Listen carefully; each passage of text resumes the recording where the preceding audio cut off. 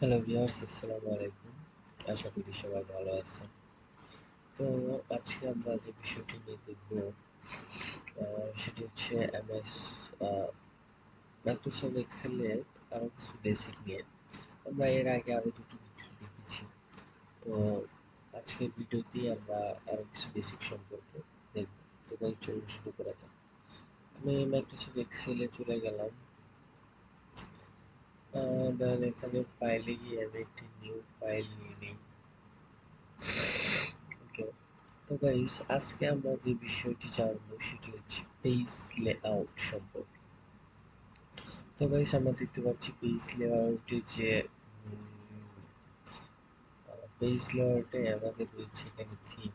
তো গাইস, আমরা চাইলে এখান থেকে থিমগুলো একটু চেঞ্জ করে নিতে পারি। তো এখানে অনেকগুলো থিমস আছে।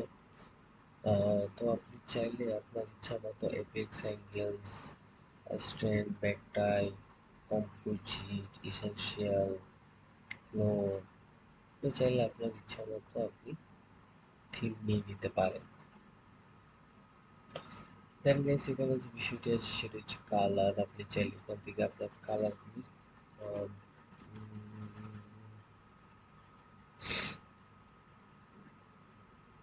আপনি চাইলে এখান থেকে কালারগুলো একটু নিয়ে নিতে পারেন আপনার ইচ্ছা মতো। দেন গাইস, এখানে আছে ফর্ম। তো আপনি যদি এখান থেকে ফর্মগুলো দেখেন তাহলে দেখতে পাবেন যে এখানে অনেকগুলো ফন্ট রয়েছে। তো ভিউয়ার্স, এখানে যে বিষয়টি আছে আমরা এখান থেকে চাইলে ফন্টের এগুলো চেঞ্জ করে নিতে পারি। দেন গাইস, এখানে যে অপশনগুলো আছে যেমন মার্জিন। তো গাইস, আপনারা দেখতে পাচ্ছেন যে এখানে তিন ধরনের মার্জিন আমরা দেখতে পাচ্ছি। Normal, white. আপনি নর্মাল দিলে আপনার নর্মাল একটু মার্জিন আসবে। আপনি যদি হোয়াইট দেন আপনি হোয়াইট, এই জায়গায় দেখতে পাচ্ছেন যে একটু মার্জিনের দেখতে পাচ্ছেন মার্জিন হয়েছে। তো আপনি যদি এখানে ন্যারো দেন তাহলে ন্যারো একটি মার্জিন হবে, বা আপনি চাইলে এখান থেকে কাস্টম মার্জিন করে নিতে পারেন। আপনি আপনার চারপাশ থেকে এই যে টপ, লেফট, রাইট, বটম, ফুটার, হেডার, আপনি কতটুকু কি করবেন আপনার মন মতো সাইজ এখান থেকে আপনি বসিয়ে দিবেন।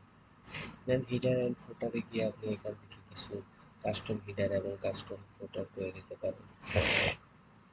এন্ড আপনি চাইলে প্রিন্ট এরিয়া, টাইটেল এগুলো একটু দেখে নিতে পারেন। দেন গাইস, এখান থেকে আপনি পেজটি পোর্টাল অথবা ল্যান্ডস্কেপ বা অ্যাডজাস্ট কত পার্সেন্ট সাইজ থাকবে এগুলো আপনি দেখে নিয়ে ওকে করে দিতে পারেন। দেন গাইস, এখানে সাইজ আছে, সাইজ আচ্ছা, সাইজের আর কি এখানে আরেকটি অপশন আছে সেটা হচ্ছে পোর্ট্রেল।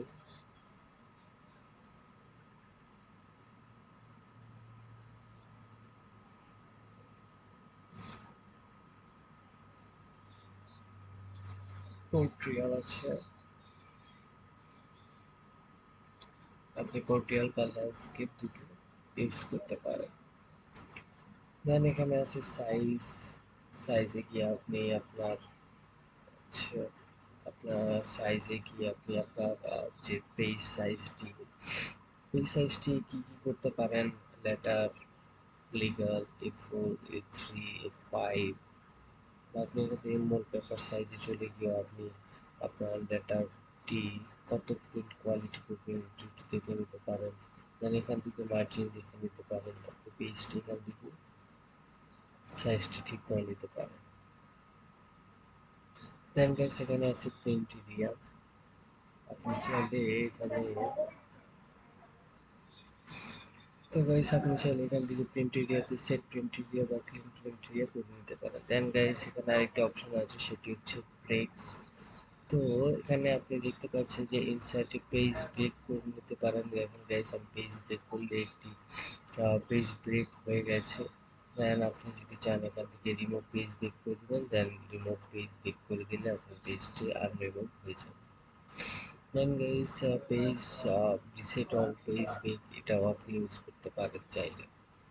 ইনসার্ট পেজ ব্রেক, ওকে।